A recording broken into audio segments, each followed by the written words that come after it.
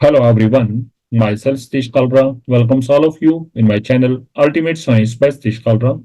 And dear students, आज हम discuss करने जा रहे हैं NCERT in text questions of chapter solutions of class plus two chemistry. और आप जानते हैं कि आपके आने वाले बोर्ड एग्जाम्स के अंदर एनसीईआरटी क्वेश्चन जो हैं बहुत अच्छी वेटेज रखते हैं, तो इसलिए इन सभी क्वेश्चन को ध्यान से समझ के चलेगा। सो स्टार्ट करते हैं। हमारा first question, calculate the mass percentage of benzene at carbon tetrachloride if 22 gram of benzene is dissolved in 122 gram of carbon tetrachloride। तो सबसे पहले हमें क्वेश्चन को पढ़ के यह पहचानना होता है कि सॉल्यूट कौन सा और सॉल्वेंट कौन सा है। तो हमने देखा बेंजीन इज डिजोल्व, बेंजीन क्या हो गया सॉल्यूट, किसमें डिजोल्व किया है कार्बन टेट्राक्लोराइड, तो ये क्या होगा सॉल्वेंट। तो सबसे पहले बेंजीन हमारा क्या है सॉल्यूट है, इसे हम किससे रिप्रेजेंट करेंगे, it is represented by B, क्योंकि हम जानते हैं सॉल्यूट को बी से रिप्रेजेंट करते हैं। कार्बन टेट्राक्लोराइड क्या है, दैट इज द सॉल्वेंट,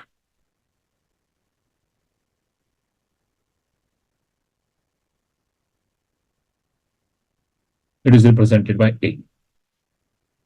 इसे किससे रिप्रेजेंट किया हमने, ए से। ठीक है, अब आपको देखेंगे कि हमें फाइंड आउट क्या करना है, मास परसेंटेज ऑफ बेंजीन। ठीक है, तो आपने देखा डाटा क्या दिया, गिवन डाटा क्या है 22 ग्राम ऑफ बेंजीन। अब ग्राम किसका यूनिट है, मास का, यानी कि मास ऑफ बेंजीन।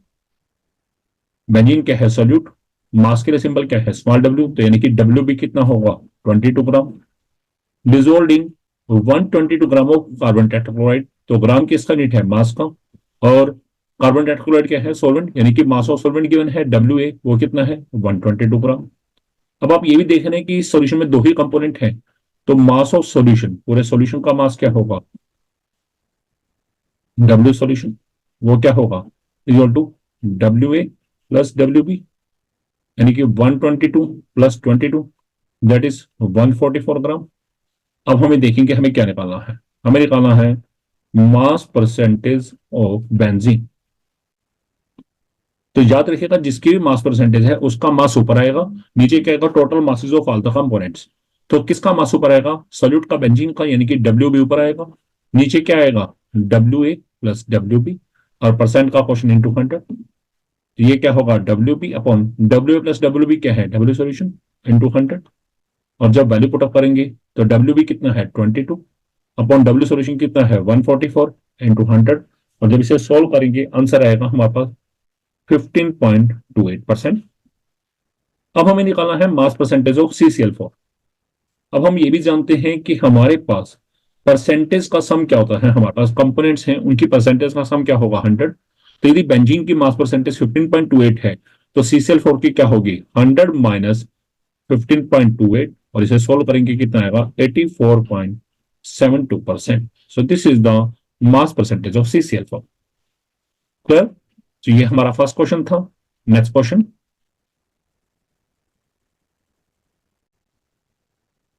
अब नेक्स्ट क्वेश्चन है calculate the mole fraction of benzene in solution containing 30% by mass in carbon tetrachloride. यानी कि एक सॉल्यूशन है जिसमें बेंजीन को हमने कार्बन टेट्राक्लोराइड में डिसोल्व किया है और उसका परसेंटेज और मास केवल कितना दिया है 30% बाय मास। ठीक है, सो अब हमें करना क्या है, हमें इसमें मोल फ्रैक्शन निकालना है बेंजीन का। ठीक है, तो सबसे पहले देखेंगे हमारे पास सॉल्यूट कौन सा है, हमारे पास यहाँ सॉल्यूट है हमारे पास बेंजीन, फार्मूला है CCH6। अब हम जानते हैं सोल्यूट को किस चीज से रिप्रेजेंट करते हैं, it is represented by B. Solvent कौन सा है हमारे पास CCl4 carbon tetrachloride,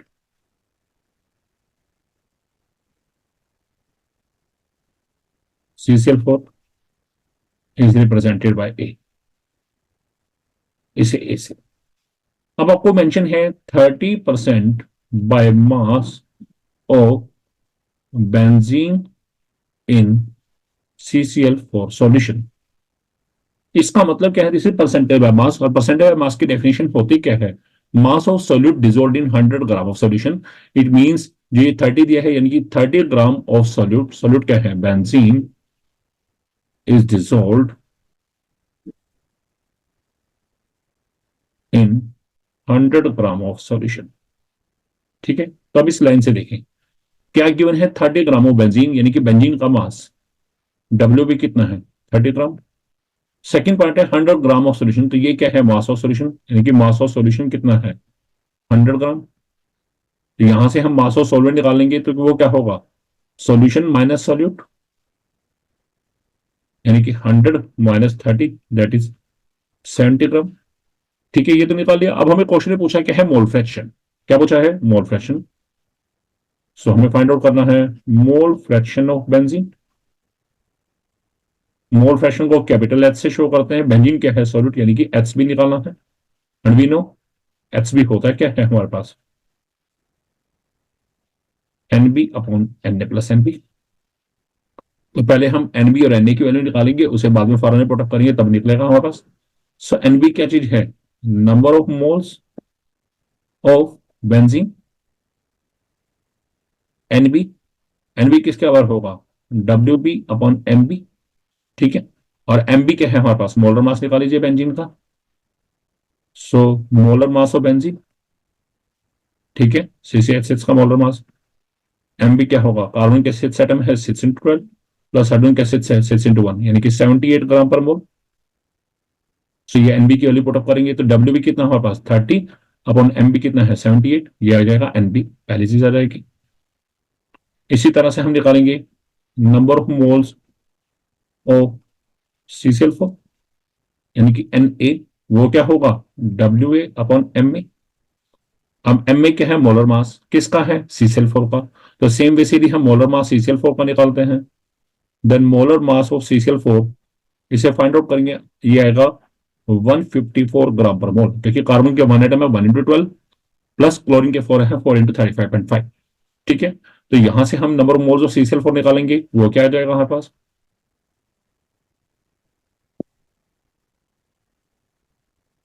N A कितना आ जाएगा, W A upon M A.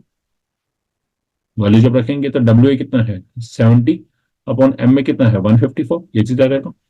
अब हमने दोनों के मोल्स निकाल लिए, तो अब हम क्या निकालेंगे, mole fraction of benzene in solution. It means हम क्या निकालेंगे, एच बी। तो एच बी होता क्या है, N B upon N A plus N B. जब पुट वैल्यूज रखेंगे, वैल्यू रखते हैं तो क्या आएगा, H B equal to, NB कितना है हमारे पास, अभी देखेंगे, एनबी पीछे निकाला है, एनबी कितना है 30/78 डिवाइड बाई एन ए कितना है अभी आपके पास 70/154 प्लस 30/78। और जब इसे सोल्व करेंगे तो हमारे पास mole fraction of benzene in solution, इसकी वैल्यू निकल के आएगी हमारे पास 0.458। तो ये आ गया है mole fraction of benzene. By chance mole fraction of CCl4 भी पूछा जाता, तब आप क्या करते, हम जानते हैं the sum of mole fraction of component is always equal to 1। तो मोल फ्रैक्शन ऑफ CCl4 निकालना होता, तब हम क्या करते, मोल fraction of CCl4 in solution, यानी कि क्या निकालना होता हमें, एच से, और हम जानते हैं एच से क्या होगा 1 - HB, यानी कि 1 - 0.458। तो आंसर क्या था 0.542, ये आ जाता mole fraction of CCl। This is second question. Next question, next question है calculate the molarity of each of the following solution. तो आपके पास पहला पार्ट दिया है 30 ग्राम ऑफ कोबाल्ट टाइट्रेट, ये डॉट 26 नहीं है, ये डॉट 6H2O है इन 4.3 लीटर ऑफ सोल्यूशन, यानी कि हमने 30 ग्राम कोबाल्ट नाइट्रेट डॉट 6H2O को 4.3 लीटर सोल्यूशन में डाला है। और दूसरे में 30 litre of 0.5 molar H2SO4 diluted to 500 ml। अब हमने पहला पार्ट किया, देखिए फर्स्ट पार्ट में हमने देखा कोबाल्ट नाइट्रेट डॉट 6H2O को डिसोल्व कर रहे हैं, तो this is cobalt nitrate dot 6H2O. This is the solute and it is represented by B. इसे हम किससे रिप्रेजेंट करते हैं, B से। अब 30 ग्राम ने क्या बताया, मास, यानी कि WB कितना है हमारे पास 30 gram dissolve in 4.3 litre of solution. Litre किसका यूनिट है, वॉल्यूम का, यानी कि वॉल्यूम ऑफ सोल्यूशन कितना है 4.3 लीटर। अब हमें पूछा क्या है, मोलैरिटी। तो मोलैरिटी ऑफ सोल्यूशन क्या होगा, फॉर्मूला आप जानते हैं, NB upon volume of solution in litre, और एनबी क्या होता है, WB upon MB into volume of solution litre. अब जरा देखेंगे तो हमारे पास WB अवेलेबल है, वॉल्यूम ऑफ सोल्यूशन अवेलेबल है, लेकिन MB अवेलेबल नहीं है। तो पहले MB निकालेंगे, that is the molar mass of cobalt nitrate dot 6s2। जो फाइंड आउट करेंगे, कोबाल्ट के 1 एटम है, 1 इंटू इसका एटॉमिक मास है 59, प्लस नाइट्रोजन ओपन करेंगे ब्रैकेट, तो एन नाइट्रोजन के 2 एटम होंगे, 2 इंटू 14, ऑक्सीजन के 6 एटम हो जाएंगे, 6 इंटू 16, प्लस 6 इंटू वाटर का मॉलिक्यूलर मास क्या है 18। जब इसे सोल्व करेंगे पूरे को, तो इस समय में हमारे पास मोलर मास कितना आ जाएगा टोटल, 291 ग्राम पर मोल अपॉन वैल्यूज। तो मोलैरिटी क्या आ जाएगा हमारे पास, WB 30 upon MB 291 into volume of solution litre 4.3 litre. और जब इसे सोल्व करेंगे तो हमारा आंसर आएगा 0.023 और मोलैरिटी का यूनिट क्या है, मोल पर litre. Is our first part. Next देखेंगे 30 millilitre 0.5 molar H2SO4 diluted to 500 ml। क्या है आपके पास, बी पार्ट है 30 millilitre of 0.5 molar H2SO4 diluted to 500 ml और हमें पूछा क्या है, find out molarity of solution. तो जरा देखिए यहाँ ये क्वेश्चन किसके ऊपर है, this is about the molarity equation. आप देखिएगा हमारे पास सॉल्यूशन शुरू में कितना दिया है, 0.5 मोलर H2SO4, यानी कि शुरू में जो सॉल्यूशन उसकी मोलैरिटी क्या है 0.5, उसका शुरू में वॉल्यूम कितना है 30 ml। It is diluted to, यानी कि फाइनल वॉल्यूम V2 कितना हो गया है 500 ml, और हमारे को निकालना क्या है, मोलैरिटी ऑफ रिजल्टेंट सॉल्यूशन। तो देखिएगा M1 कितना है 0.5, V1 कितना है 30 ml, V2 कितना है आपके पास 500 ml, और हमें फाइंड आउट क्या करना है, molarity of resultant solution M2। So according to molarity equation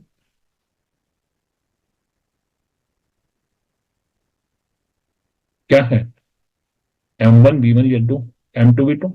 तो यहां से M2 क्या आ जाएगा, M1 V1 upon V2, put values, M1 क्या है 0.5 इंटू V1 कितना है 30 अपॉन V2 कितना है 500। और जब इसे सोल्व करेंगे हमारे पास, तो उस समय में मोलैरिटी ऑफ रिजल्टिंग सॉल्यूशन जो है that will be 0.03 molar. This is the molarity of resulting solution. Next question.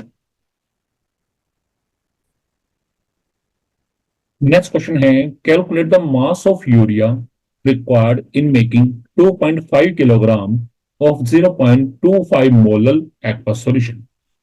यानी कि हमारे पास एक यूरिया का एक्वा सॉल्यूशन है, यूरिया को वाटर में डिसॉल्व करके एक सॉल्यूशन बनाया हुआ है जिसकी मोलैलिटी कितनी दी हुई है आपके पास 0.25 मोलल है। हमें ऐसा सॉल्यूशन बनाना है और कितना बनाना है 2.5 किलोग्राम, और हमें पूछा है उसके लिए यूरिया कितना रिक्वायर्ड है। ठीक है, तो सबसे पहले देखिए, तो 0.25 molal aqueous solution of urea, इसका मतलब क्या है। तो आप मोलैलिटी की डेफिनेशन जानते हैं, मोलैलिटी क्या है, number of moles of solute dissolved in 1 kilogram of solvent. तो जो डेफिनेशन का फर्स्ट पार्ट है वो इस चीज के ऊपर है, यानी कि 0.25 mole of urea is dissolved in, second part same रहता है डेफिनेशन वाला, 1 किलोग्राम ऑफ सॉल्वेंट, यानी कि 1 kilogram mean 1000 gram of solvent. अब जब एक्वा सॉल्यूशन है तो सॉल्वेंट कौन सा है, वाटर है। तो यहां से हमें पता क्या चला कि हमारे पास सॉल्यूट कौन सा है, that is the urea. Formula है NH2CONH2 represented by B. Solvent कौन सा है, वाटर है। फॉर्मूला है H2O इज रिप्रेजेंटेड बाय ए। तो ये हमें दिया क्या है 0.25 मोल, यानी कि ये किसके दिए हैं, यूरिया के, यानी कि number of moles of urea NB कितना है 0.25। एक तो ये दिया है dissolved in 1 kilogram water, mass of solvent कितना है 1 किलोग्राम, यानी कि 1000 ग्राम ये दिया है। पहले हम क्या निकालेंगे, यूरिया का मास निकालेंगे यहाँ पे। तो वी नो NB किसके इक्विवेलेंट होता है, WB अपॉन MB। अब हम MB क्या है, मोलर मास किसका, यूरिया का, तो molar mass of urea NH2CONH2, symbol क्या रहेगा MB। तो वैल्यू कितनी आएगी मोलर मास ऑफ यूरिया की 60 ग्राम पर मोल। और जब इसे यहां पुट करेंगे तो 0.25 टू WB अपॉन MB कितना है 60, तो क्रॉस मल्टीप्लाई करेंगे तो यहाँ पे WB कितना आ जाएगा 0.25 into 60, that is 15 gram. It means 15 ग्राम हमें यूरिया डालना पड़ा है। कब, किस में? 1000 ग्राम वाटर के अंदर, 1000 ग्राम सॉल्वेंट में। तो पूरे सॉल्यूशन का मास कितना आ जाएगा? WA प्लस WB, यानी कि 1000 प्लस 15, दैट इज 1015 ग्राम। इनमें जिस समय हम 1015 ग्राम सोल्यूशन बनाएंगे, तब हमें उसमें यूरिया कितना डालना है? 15 ग्राम। और अब आपसे पूछा है कि भैया ऐसा सॉल्यूशन कितना बनाना है? 2.5 किलोग्राम, यानी कि इतना सॉल्यूशन बनाने के लिए यूरिया कितना रिक्वायर्ड होगा? तो अब यहाँ क्या चलेगा? Unitary method. यूनिटरी मेथड क्या चलेगा देखिएगा, आप लिखेंगे for 1015 gram solution, mass of urea added या मास ऑफ यूरिया रिक्वायर्ड, वो कितना है? 15 gram. For 1 gram solution, mass of urea required क्या होगा? 15 अपॉन और जब हमें 2.5 किलोग्राम यानी कि 2500 ग्राम बनाना है, तब क्या होगा? 15 अपॉन 1015 इंटू 2500। और जब इसे सोल्व करेंगे तो यहां पर हमारे पास यूरिया का मास कितना आ जाएगा? Approximately 37 gram. ठीक है, अप्रोक्स। तो this is the mass of urea required. Next question. Next question है, calculate molarity and mole fraction of KI if density of 20% mass by mass aqueous KI solution is 1.202 ग्राम पर millilitre. तो first of all आप देखेंगे given क्या है? 20% mass upon mass aqueous KI solution. तो first of all यहां देखेंगे solute कौन सा है? सॉल्वेंट। जब aqueous KI सॉल्यूशन है, यानी कि सोल्यूट कौन सा है हमारे पास? KI। KI is dissolve in water. Solvent कौन सा है? H2O। सोल्यूट को हमने किससे रिप्रेजेंट किया? B से। सोल्वेंट को किससे रिप्रेजेंट किया? A से। अब 20% by mass aqueous KI solution, इसका मतलब क्या है? This is percentage by mass. और डेफिनेशन क्या होती है? Mass of solute dissolved in 100 gram of solution.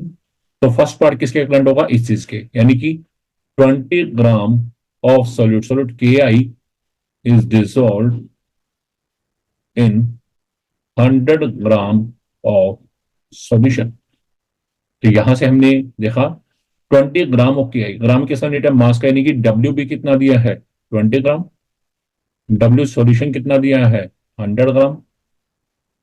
और यहां से हमने W में मास ऑफ सोलर निकाल दिया, वो क्या होगा?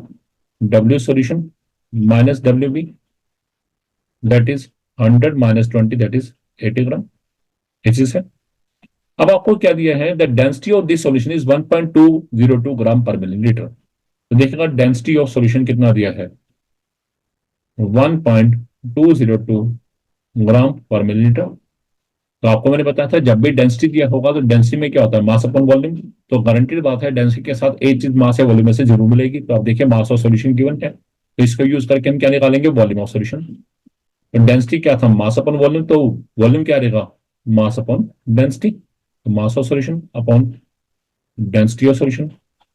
जब वैल्यू पुट अप करेंगे तो 100 अपॉन 1.202। और जब इसे सोल्व करेंगे, सोल्व करके आएगा 83.19 ml।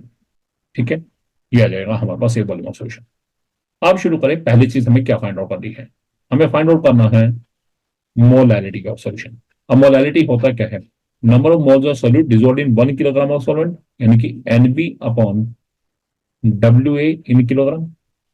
और NB किसके इक्विवेलेंट होता है? WB upon MB into WA in kilogram. अब जब देखिए हमारे पास इस फॉर्मूले के अकॉर्डिंग क्या क्या चीज अवेलेबल है। WB पड़ा है, WA ग्राम में है, किलोग्राम में कन्वर्ट कर लेंगे। MB नहीं पड़ा तो MB पहले निकालेंगे, यानी कि मोलर मास ऑफ सॉल्यूट। तो molar mass of solute, solute कौन सा है हमारे पास? KI। सिंबल क्या हो जाएगा? MB। पोटाशियम का 1 एटम है 1 इंटू 39, प्लस आयोडीन के 1 है 1 इंटू 127। तो दोनों को ऐड करेंगे, ये वैल्यू क्या आएगी मोलर मास की? 166 ग्राम पर मोल। अब वैल्यूज पुट अप करेंगे, then molality equal to WB है हमारे पास 20 ग्राम, मोलर मास है 166 इंटू WA कितना था? अभी आप देखिए WA था 80 ग्राम, लेकिन हमें इस फॉर्मूले में क्या चाहिए? WA किलोग्राम में। तो किलोग्राम में क्या होगा? 80 अपॉन 1000। तो ये 80/1000। अब इसे सोल्व करेंगे, 20 पे कैंसिल किया 4 पे कैंसिल किया 250, 0 से 0, ओ सॉरी 250/166। और जब इसे सोल्व करेंगे तो मोलालिटी ऑफ सोल्यूशन कितना आ जाएगा, 1.506 मोल पर किलोग्राम। This is molality. अब सेकंड थिंग हमें क्या निकालने है, मोलारिटी ऑफ सॉल्यूशन। और मोलारिटी क्या होता है, NB upon volume of solution in litre. अब एनबी कितना है अभी आपके पास, अभी आपने निकाला, W P upon M B into volume of solution in litre. W B कितना था 20, एम बी कितना है 166, वॉल्यूम ऑफ सॉल्यूशन एमएल में अभी निकला था 83.19। ये क्या था मिलीलीटर में, लीटर बनाया तो अपॉन में 1000 है, वो 1000 चला जाएगा ऊपर। और जब इसे सोल्व करेंगे तो उस समय में हमारे पास मोलारिटी ऑफ सॉल्यूशन कितना निकल के आएगा, 1.45 मोल पर लीटर। नेक्स्ट टर्म से पूछा है फाइंड आउट, नेक्स्ट पेज पे ले लेते हैं।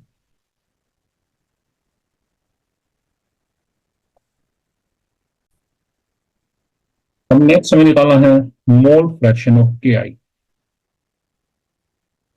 In solution. अब के आई सोल्यूट है, यानी कि हमें क्या निकालना है, एक्स बी। और हम जानते हैं एक्स बी क्या होता है, N B upon N A plus N B. अब एन बी तो हमने निकाल लिया लेकिन एन ए नहीं है, तो पहले एन ए निकालेंगे। Number of moles of water, N A वो क्या होगा, W A upon M A.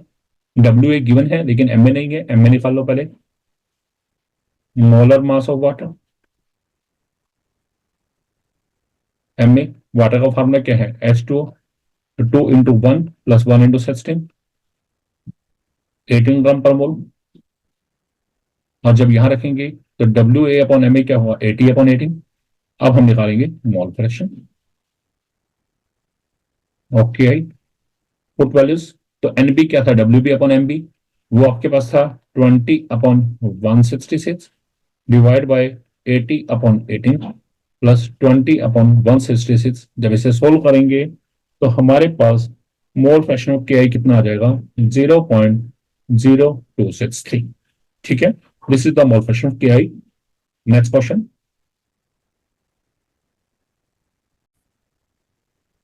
Next question है H2S a toxic gas with rotten alkali smell is used for quantitative analysis. If the solubility of H2S in water is at STP is 0.195 molal, calculate Henrys law constant. तो first of all आप देखिएगा given क्या है, H2S in water, it means H2S is dissolved in water। तो solute कौन सा है, H2S। Represent किससे करेंगे, B से। सॉल्वेंट कौन सा है, वाटर। रिप्रेजेंट किससे करेंगे, A से।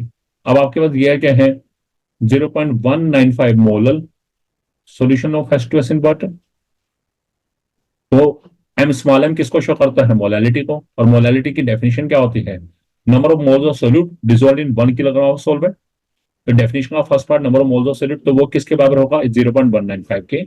It means 0.195 moles of solute H2S is dissolved, second part same रहता है डेफिनेशन का, dissolved in 1 kilogram of water, यानी कि 1000 ग्राम ऑफ वाटर।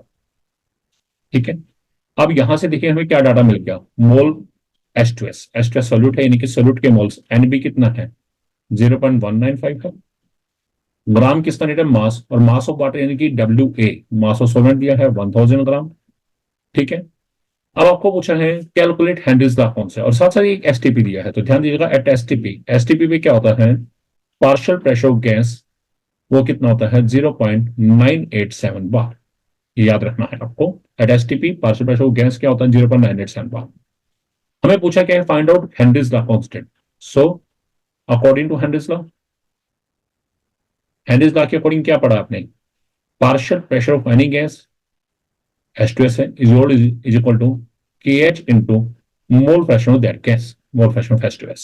ठीक है, तो इसका मतलब पार्शियल प्रेशर हमें अवेलेबल है, KH फाइंड आउट करना है तो हमें मोल फ्रैक्शन चाहिए। तो हम पहले क्या निकालेंगे, मोल फ्रैक्शन ऑफ H2S। कैसे निकलेगा, number of moles of H2S divide by number of moles of water plus number of moles of H2S। आप नेम लिख लें या उनके सिंबल लिख लें, जैसे मैंने H2S के लिए बी यूज किया तो NB upon Na plus NB। आप जरा देखिए एन भी तो अवेलेबल है लेकिन एन नहीं है, तो हम एन निकालेंगे, number of moles of water, इसे मैं एन भी बोल सकता हूं। वो क्या होगा, given mass of water upon molar mass of water. Given mass of water कितना है 1000 upon molar mass of water भी पहले आपने निकाला है पिछले क्वेश्चन में 18, ये होगा 55.55। तो ये पुटअप करा हमने जब ये यहाँ पे, तो हमारे पास नंबर मोल्स ऑफ वाटर ये 0.195 डिवाइड बाई 55.55 प्लस 0.195, और जब इसे सोल्व करेंगे तो हमारे पास मोल फ्रैक्शन ऑफ H2S जो है वो कितना आ जाएगा 0.0035। अब ये तो है मोल फ्रैक्शन, लेकिन हमें क्या निकालना है इस फॉर्मूले के अकॉर्डिंग, देखिए हमें फाइंड आउट करना है KH। तो इसमें पुटअप करेंगे तो वी नो क्या लिखेंगे, partial pressure of H2S equal to KH into mole fraction of H2S। तो वैल्यू पुटअप करेंगे 0.987 equal to KH into mole fraction of H2S, अभी अपने यहाँ 0. ये था आपके पास 0.195 डिवाइड बाई 55.55 प्लस 0.195, और जब इसे क्रॉस मल्टीप्लाई करेंगे तो यहां से केएच की वैल्यू क्या निकल के आएगी हमारे पास, the value of KH will be 282 bar. This is the and is the constant value. Next question,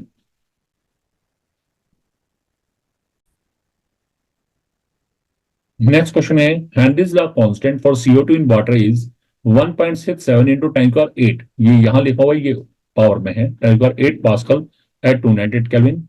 Calculate the quantity of CO2 in 500 ml of soda water when packed under 2.5 atmosphere carbon dioxide pressure at 298 Kelvin।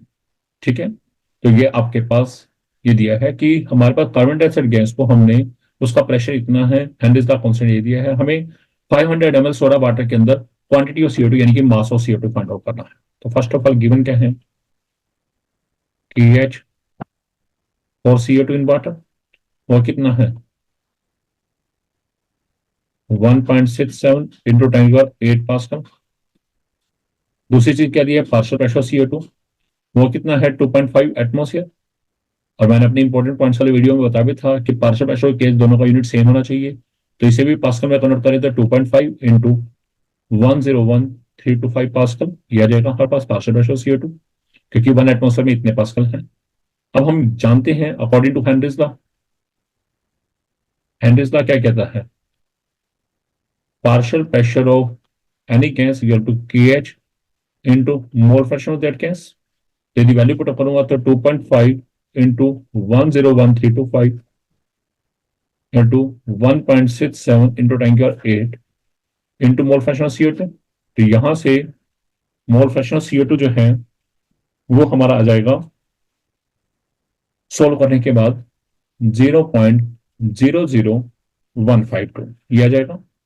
अब हम जानते हैं हमें क्या निकाला, mass of CO2। अभी no mole fraction of CO2 किसके बराबर है, number of moles of CO2 upon number of moles of CO2 plus number of moles of water. अब प्लस वन हमने पढ़ा भी कि जो सोडा वाटर है उसमें कार्बन डाइऑक्साइड गैस को वाटर में डिसोल्व करते हैं और उसकी सॉल्युबिलिटी बहुत कम होती है, यानी कि इन soda water number of moles of CO2 in comparison to number of moles of water is very small, so they are neglected in comparison to number of moles of water। यानी कि मोल fraction of CO2 कितना आ जाएगा, number of moles of CO2 upon number of moles of water. अगली चीज हमें दिया क्या है 500 ml ऑफ सोडा वाटर। तो भैया सोडा वाटर में वही बात है, कार्बन डाइऑक्साइड गैस को वाटर में डिसोल्व किया है, और जब सोलिबिलिटी कार्बन डाइऑक्साइड की बहुत कम है, इसका मतलब क्या है, बिल्कुल ना के बराबर है। इट मीन हम क्या मान के चलेंगे, जो 500 ml ऑफ सोडा वाटर है it is equal to the approximately count क्या जाएगा 500 ml ऑफ वाटर मान के चला जाएगा इसे, क्योंकि जब बिल्कुल ही सोल्यूट ना के बराबर है तो ऐसे केस में सॉल्यूशन का वॉल्यूम जो है वो किसके बराबर मानेंगे, सॉल्वेंट के वॉल्यूम के बराबर मानेंगे। And we know density of water कितना है हमारे पास 1 ग्राम पर ml। तो यहां से मैं क्या निकालूंगा, मास ऑफ वाटर WA, वो क्या होगा डेंसिटी इंटू वॉल्यूम, यानी कि 500 ml वाटर है और डेंसिटी कितनी है 1 ग्राम पर मिलीलीटर 500 ग्राम। तो यहां से अब मैं क्या निकालूंगा, number of moles of water Na, वो क्या होगा गिवन मास 500 अपन मोलर मास, वाटर का मोलर मास क्या है 18, ठीक है, ये चीज तो रहेगा हमारे पास, ठीक है। अब मैं इस फॉर्मूले में पुटअप करूंगा जो ये है आपके पास। तो यहां से जो मैं पुटअप करता हूं तो यहाँ क्या है, mole fraction of CO2 equal to number of moles of CO2 upon number of moles of water. तो मोल फ्रैक्शन CO2 कितना आया था हमारे पास, देखिएगा 0.00152 number of moles of CO2 upon 500 upon 18। इसे क्रॉस मल्टीप्लाई करेंगे तो यहाँ पे हमारे पास नंबर मोल्स ऑफ CO2, ये कितना आ जाएगा, नंबर मोल्स ऑफ CO2 हमारे पास आ जाएगा यहाँ पे 0.042 मोल। अब बताती है कि हमें क्या निकालना है, नंबर मोल्स ऑफ CO2 नहीं निकालना है, मास ऑफ CO2 निकालना है। तो mass of CO2 in solar water, यानी कि हमें मास ऑफ CO2 निकालना, तो हम जानते हैं नंबर ऑफ मोल्स कैसे निकालते हैं, given mass by molar mass divide by molar mass. तो इसी तरह से यदि मोल्स मास निकालना है तो मास क्या होगा, number of moles into molar mass of CO2। तो number of moles of CO2 कितना है आपके पास, अभी आपने निकाला 0.042, और CO2 का मोलर मास कितना है 44। जब इसे सोल्व करेंगे तो आंसर क्या आएगा 1.4848 ग्राम। So this is the mass of CO2 dissolved in 500 ml of CO soda water. So mass of carbon dioxide dissolved in 500 ml of soda water, उसका आंसर क्या आएगा हमारे पास 1.848 ग्राम। So this is our next question है, the vapor pressure of pure liquid A and B are 450 mm and 700 mm of Hg respectively at 350 Kelvin. Calculate the composition of liquid mixture if total vapor pressure is 600 mm of Hg। यानी कि पूरे mixture का pressure, vapour pressure कितना बताया है 600 mm Hg।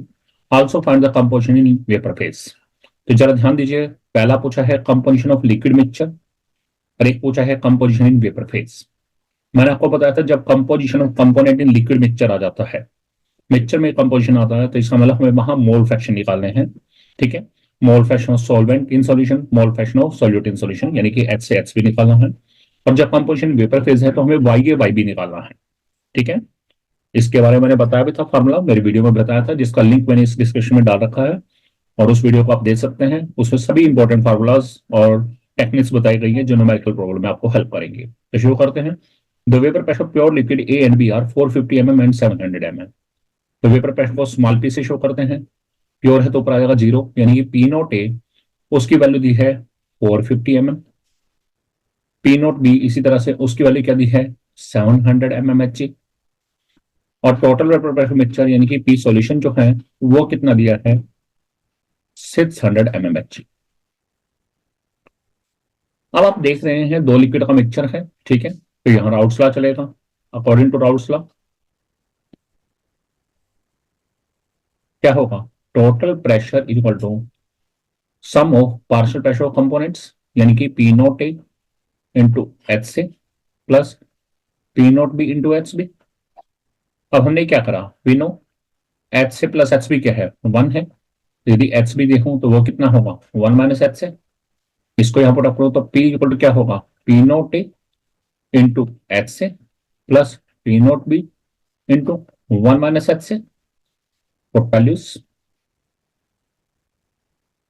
P कितना आपके पास, पी है total 600 equal to P naught A 450 into H से प्लस पी नॉट बी कितना है 700 इंटू 1 माइनस एच से। इसे सोल्व करेंगे 600 इक्वल टू 450 एच से प्लस 700 माइनस 700 एच से, ठीक है। अब हमने वन साइड कर दिया तो ये हो जाएगा 450 एच से माइनस 750 एच से क्या होगा माइनस 250 एच से इंटू माइनस 100, तो यहां से एच से की वैल्यू क्या आ जाएगी 0.4, ठीक है। एच से क्या गया mole fraction of liquid A वो आ गया 0.4, तो सेम वे से mole fraction of liquid B क्या होगा 1 माइनस एच से, यानी कि क्या होगा 1 माइनस 0.4 दैट इज 0.6, ठीक है। ये तो आ गया कंपोजिशन ऑफ लिक्विड मिक्सचर, ठीक है। अब हमें क्या निकालना है कंपोजिशन इन वेपर फेज। तो वेपर फेज के लिए यानी कि वाई और वाई भी निकालना है। तो यदि मैं कहता हूं mole fraction of liquid A in vapour phase it means मुझे क्या निकालना है, YA, ये फाइंड आउट करना है। और सेम वैसे मोल fraction of liquid be in vapour phase, उसे YB से डिनोट करते हैं, एक वो निकालना है। अब कैसे निकलेगा, जरा ध्यान दीजिएगा। सबसे पहले हम निकालेंगे PA, partial pressure liquid. Routes law के अकॉर्डिंग क्या होगा, PA किसके इक्विवेलेंट होगा, P नोट इंटू H से। अब P नोट की वैल्यू दी थी 450 और H से कितना आया था 0.4, तो इससे मल्टीप्लाई किया, ये कितना आएगा 180 mMHg। फिर हमने निकाला PB यानी कि vapour pressure of liquid B, वो क्या होगा P note B into HB, routes law के अकॉर्डिंग। तो ये क्या होगा, 1 मिनट, P नोट B हमारे पास है 700 इंटू 0.6, ये होगा 480 mMHg। अब पूछा है mole fraction of component in vapour phase, तो यदि मैं बात करता हूं mole fraction of liquid A in vapour phase, वो क्या होगा, YA, ये किसका होगा, partial pressure of that liquid divide by sum of partial pressure of other liquids, या ये कहेंगे total PA upon capital PA कितना है आपके पास 180 अपॉन कैपिटल P कितना है आपके पास 600, सोल्व करेंगे 0.3। सेम वैसे mole fraction liquid be in vapour phase, उसे किससे डिनोट करेंगे YB से, तो YB क्या होगा PB upon PA plus PB, यानी कि PB upon capital P, PB क्या है 420 अपॉन कैपिटल P क्या है 600, इसे सोल्व करेंगे 0.7। तो ये है mole fraction of component in vapour phase YA और YB, और वो था मोल fraction of component in solution जिसे कंपोजिशन ऑफ लिक्विड मिक्सचर बोलते हैं, वो HC और HB था। तो HC की वैल्यू 0.4 है, HB की वैल्यू 0.6 है, जबकि YA की वैल्यू 0.3 है और YB की वैल्यू क्या है 0.7। This is a question. Next question, next question is vapor pressure of pure water at 298 Kelvin is 23.8 mmHg. If 50 gram of urea is dissolved in 850 gram of water, calculate the vapor pressure of water for this solution, यानी कि हमें क्या निकाला vapour pressure of solution and it's related lowering, और ये भी निकालना। तो सबसे पहली बात हम देखें सॉल्यूट कौन सा है हमारा, यूरिया, फॉर्मूला है NH2CONH2, इसे हम किस सिंबल से रिप्रेजेंट कर रहे हैं, is represented bye B। Solvent कौन सा है हमारे पास, वाटर, फॉर्मूला हो गया H2O, it is represented bye A। अब देखें दिया क्या है, वेपर प्रेशर प्योर वाटर, यानी कि क्या हो गया P note A। P note A की वैल्यू क्या है 23.8 mmHg। If 50 gram of urea is dissolve in 850 gram water, तो यूरिया सोल्यूट है और दिया क्या है ग्राम यानी कि मास, यानी कि सोल्यूट का मास कितना दिया है 50 gram, dissolve in 850 gram water, water क्या है सॉल्वेंट और ग्राम क्या है मास, यानी कि mass of water, mass of solvent कितना है 850 gram. Calculate vapour pressure of water for this solution, यानी कि मुझे क्या निकालना है P सॉल्यूशन निकालना है, एक तो ये, और दूसरा निकालना है इट्स रिलेटिव लॉरिंग, यानी कि P note A minus P solution upon P note A, हमें इसकी वैल्यू निकालनी है। ठीक है, ये चीज हमें निकालनी है। सबसे पहले वी नो, पहले हम रिलेटिव लॉरिंग निकालेंगे according to Raoult's law. Raoult's law के अकॉर्डिंग क्या है P note A minus P solution upon P note A, it is equal to HB mole fraction of solute. और HB क्या होता है, वी नो HB किसका और होता है NB upon Na plus NB। तो पहले हम HB निकालेंगे, तो वो किसकी वैल्यू आएगी, relative lowering vapour pressure solution की। ठीक है, अब NB क्या होगा, वी नो NB क्या है number of moles of solute, किसके बराबर होगा NB किसका बराबर होगा WP अपॉन MB। MB क्या है molar mass of solute, solute कौन सा है यूरिया, तो यदि मैं यूरिया का मोलर मास निकालूं MB फॉर यूरिया, तो आप वैल्यू कैलकुलेट करके दे सकते हैं, इसकी वैल्यू क्या होगी 60 ग्राम पर मोल। तो इसे यदि यहां पुट अप करें तो WB हमारे पास 50 और MB क्या है 60, ये तो आ गई MB की value.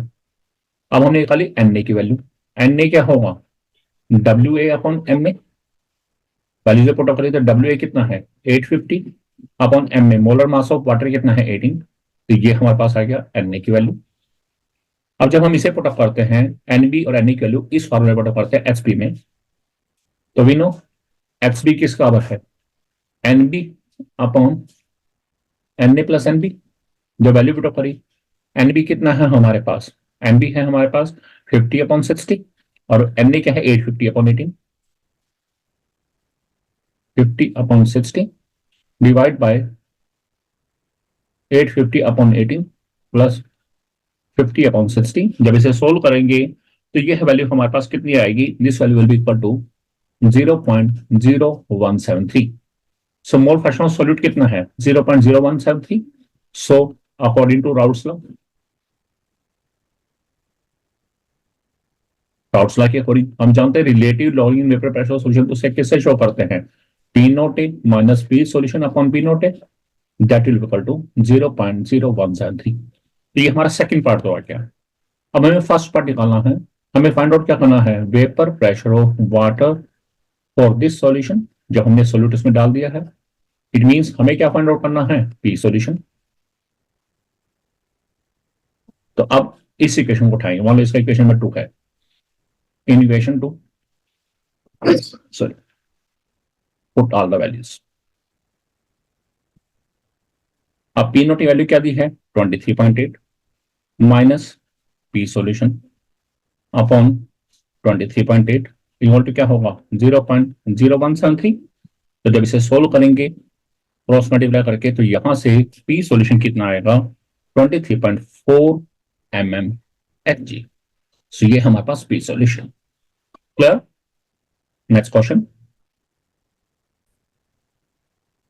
Now next question is boiling point of water at 750 mmHg is 99.63 degrees Celsius.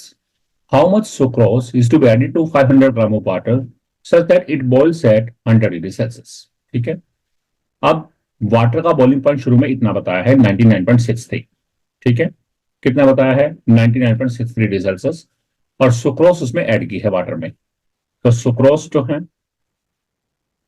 इसका फार्मूला है C12H2211, this is solute.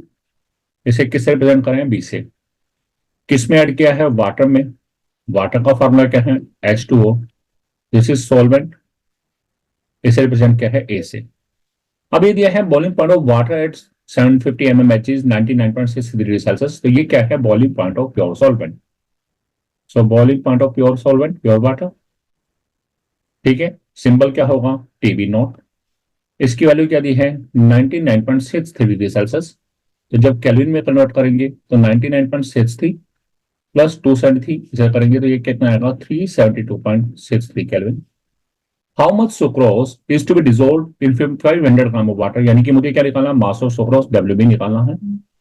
Added to 500 gram of water, gram किसका यूनिट है, मास का। वाटर का मास गिवन है, यानी कि मास ऑफ सॉल्वेंट गिवन है WA, such that it boils at 100 degree Celsius. यानी कि जब सुक्रोज को वाटर में डाल दिया तो जो बनने वाला सॉल्यूशन है वो इस टेम्परेचर पे बॉइल करा, यानी कि ये क्या दिया है, this is the boiling point of solution. Boiling point of solution आएगी टीबी। टीबी कितना है 100 डिग्री सेल्सियस, और केल्विन में करो तो 100 प्लस 273 दैट इज 373 केल्विन। ये चीज है। अब आप यहां देखिए जब बॉइलिंग पॉइंट है, सो आपने कोलिगेटिव प्रॉपर्टी पढ़ी है, elevation in boiling point of solution. तो we know elevation in boiling point of solution, जिसे हम डेल्टा टीबी से शो करते हैं। डेल्टा टीबी किसके बराबर है, टीबी माइनस टीबी नॉट, यानी कि 373 माइनस 372.63, और सोल्व करेगा तो ये कितना आएगा 0.37 केल्विन। ये तो हो गया डेल्टा टीबी। और साथ साथ हम ये भी जानते हैं, वी नो डेल्टा टीबी किसके बराबर होता है, केबी इंटू मोलैलिटी। केबी इंटू मोलैलिटी क्या है, number of moles of solute upon mass of solute in kilogram. और नेक्स्ट फॉर्मूला जानते हैं केबी इंटू एनबी क्या है, WB upon MB into WA in kilogram. अब यदि हम यहां देखें तो हमारे पास केबी की वैल्यू कितनी है, यहां पर केबी की वैल्यू आपके पास यहां क्वेश्चन में गिवन नहीं है, लेकिन एग्जाम में गिवन जरूर आती है, 0.52 केल्विन किलोग्राम पर मोल। एंड याद रखिएगा KB and KF these are the values related to the solvent. Solvent कौन सा है, वाटर। तो यानी कि केबी वैल्यू किसके है, वाटर की है। केबी ऑफ वाटर, केबी होता क्या है, मोलल एलिवेशन कांस्टेंट। अब जब ये वैल्यू सारी में रखता हूं तो जरा देखिए केबी मेरे पास अवेलेबल है, WB हमें फाइंड आउट करना है, MB चाहिए, WA गिवन है। तो पहले मैं क्या निकालूंगा, MB। अब सुक्रोज को ऐड किया है तो सबसे पहले क्या निकालूंगा, मोलर मास ऑफ सुक्रोज। आपने बायोमोलिक्यूल चैप्टर में पढ़ा है, सुक्रोज का फार्मूला क्या है, C12H22O11। निकालेंगे मोलर मास क्या होगा, 12 × 12 प्लस 22 × 1 प्लस ऑक्सीजन की 11 आइटम है, 11 × 16। सोल्व करेंगे 342 ग्राम पर मोल। अब वैल्यूज पुट करूंगा, तो डेल्टा टीबी किसका बराबर है, KB into W P upon M B into W A in kilogram. Put values, तो डेल्टा टीबी है हमारे पास 0.37, के बी है 0.52, डब्ल्यू बी हमें फाइंड आउट करना है, एम बी है 342, डब्ल्यू ए ग्राम में कितना है 500 ग्राम, और किलोग्राम में कन्वर्ट करना है तो 500 और 1000, 1000 चला जाएगा ऊपर। तो यहां से डब्ल्यू बी क्रॉस मल्टीप्लाई करेंगे और डब्ल्यू बी की वैल्यू कितनी आ जाएगी हमारे पास, 121.67 gram. Clear. Next question. Next question है, calculate the mass of ascorbic acid vitamin C, formula है C6H8O6, to be dissolved in 75 gram of acetic acid to lower its melting point by 1.5 degree Celsius. अब देखिए melting point, और मैंने आपको बताया था melting point और फ्रीजिंग पॉइंट दोनों सेम लेके चलेंगे, तो यहाँ लोअर इट्स मेल्टिंग पॉइंट तुम इसे लोअर इट्स फ्रीजिंग पॉइंट भी मान सकते हो बाय 1.5 डिग्री सेल्सियस। के एफ वैल्यू दी है एसिटिक एसिड की 3.9 केल्विन किलोग्राम पर मोल। अब जरा देखिए यहाँ पर किसको डिसोल्व किया है, एस्कॉर्बिक एसिड को। तो एस्कॉर्बिक एसिड जिसका फॉर्मूला क्या है, C6H8O6, this is the solute and it is represented by B. Solvent कौन सा है, एसिटिक एसिड, फॉर्मूला है CH3COH, this is the solvent, it is represented by A. ये तो पहले सोल्यूट सॉल्वेंट। अब देखिए हमें क्या फाइंड आउट करना है, calculate the mass of ascorbic acid, यानी कि mass of solvent, mass of solute निकालना है, डब्ल्यू भी फाइंड आउट करना है। टू बी डिसॉल्व्ड इन 75 ग्राम, ग्राम किसका यूनिट है, मास का, ऑफ एसिटिक एसिड, यानी कि mass of acetic acid given है, मास ऑफ सॉल्वेंट गिवन है, डब्ल्यू कितना है 75 gram. To lower its melting point by 1.5 degree Celsius, यानी कि lower its freezing point by, तो मैंने आपको बताया था freezing point is lower by, it means वो वैल्यू किसकी दी है, डिप्रेशन इन फ्रीजिंग पॉइंट, यानी कि डेल्टा टीएफ कितना दिया है 1.5 डिग्री सेल्सियस। और मैंने आपको वहां ये भी बताया था मेरे पिछले वीडियो में कि यदि डेल्टा टीबी या डेल्टा टीएफ की वैल्यू यदि सेल्सियस में है तो केल्विन में भी सेम वैल्यू रहेगी, वहां 273 ऐड नहीं करना, सिर्फ यूनिट चेंज होगा। तो डेल्टा टीएफ कितना हो जाएगा 1.5 केल्विन।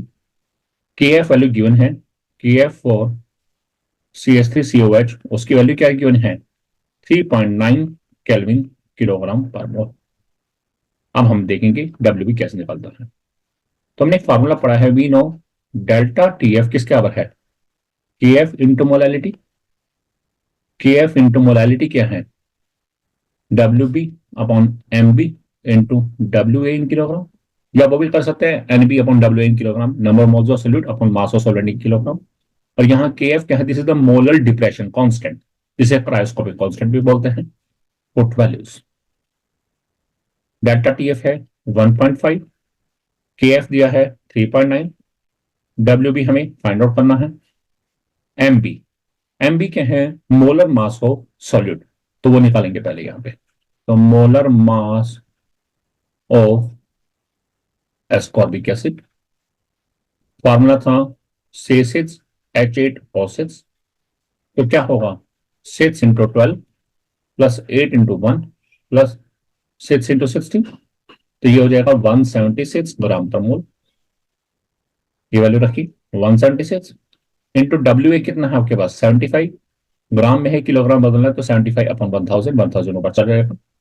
तो यहां से क्रॉस मल्टीप्लाई करके हमारे पास डब्ल्यू बी की वैल्यू जो है वो आएगी अप्रोक्सीमेटली 5.08 ग्राम। ठीक है, 5 ग्राम भी कह सकते हैं, 5.08। Next question.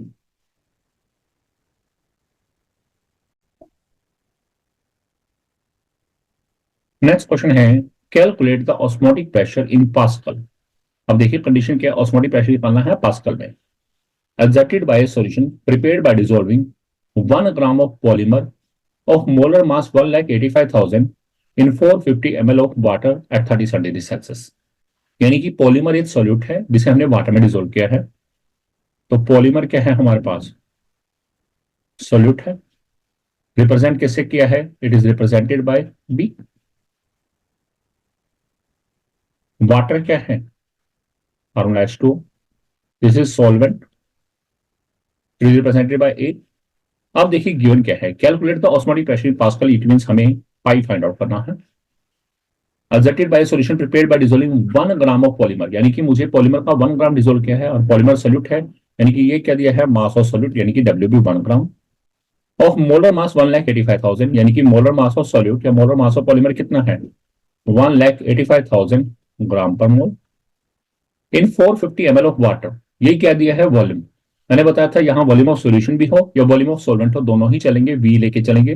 वी कितना है? 450 ml, और इसे लीटर में बदलेंगे तो 450 अपन 1000 लीटर एट 37 डिग्री सेल्सियस। तो टेम्परेचर कितना है? 37 डिग्री सेल्सियस, और केल्विन में करें तो 37 प्लस 273 दैट इज 310 केल्विन। अब हमें ऑस्मोटिक प्रेशर निकालना है। मैंने आपको बताया था जब ऑस्मोटिक प्रेशर पाई निकालना है तो हमारे पास आर के दो ऑप्शन है।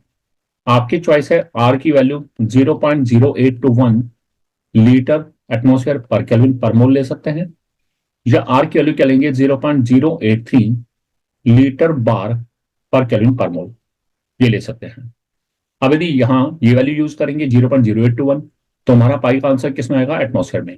और यदि ये यूज करेंगे तो पाई का आंसर किस में आएगा? बार में। अब देखिए मैं ये 0.08 to 1 ले रहा हूं, आप कोई भी ले सकते हैं, मैं यहां ये यूज कर रहा हूं। अब देखिए वी नो, हमने कोलिगेटिव प्रॉपर्टी का फार्मूला पढ़ा है, पाई इक्वल टू क्या था? CRT, और सी क्या होता है हमारे पास? पाई इक्वल टू सी क्या था? NB upon V into RT, और NB क्या था? WP upon MB into V, ऊपर क्या है? RT। ये चल गया। अब put values, pi equal to WB हमारे पास कितना है? आप देखिएगा WB है 1 ग्राम, R की वैल्यू हमने 0.08 to 1 लिया, टेम्परेचर एरिया 310 अपॉन MB कितना है? मोलर मास दिया है 1,85,000, और साथ में वॉल्यूम कितना है? 450 अपॉन 1000, 1000 चला गया ऊपर। अब ये पाई का आंसर किस में आया है? एटमॉस्फेयर में। ये पाई का आंसर किस में आया है? एटमॉस्फेयर में। अब हमें इसे किस में बदलना है? पास्कल में। किस में बदलना है? पास्कल में। तो हम जानते हैं, यहीं सीधा भी ले सकते हो, 1 एटमॉस्फेयर किसके आवर है? 101,325 पास्कल। तो इस वैल्यू को सारे को 101,325 से मल्टीप्लाई और कर देंगे तो आंसर किस में रहेगा? पास्कल में। और अब पास्कल में आंसर आएगा कितना हमारा? 30.98 pascal. This is the osmotic pressure in pascals. Clear? So this is all about NCERT in-text questions. और होप ये सारे in-text questions आपको अच्छे से समझ आ गए होंगे।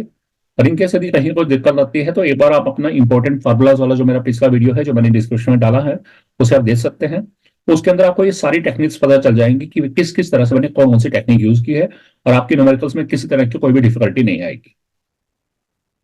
Hope you learn a lot from my video. If you like my video, then you can share my video and you can subscribe my channel Ultimate Science by Satish Kalra. Thanks a lot and best wishes for your coming exams. मिलते हैं next video में NCERT exercise questions और chapter solutions. तब तक के लिए bye, thanks and best wishes.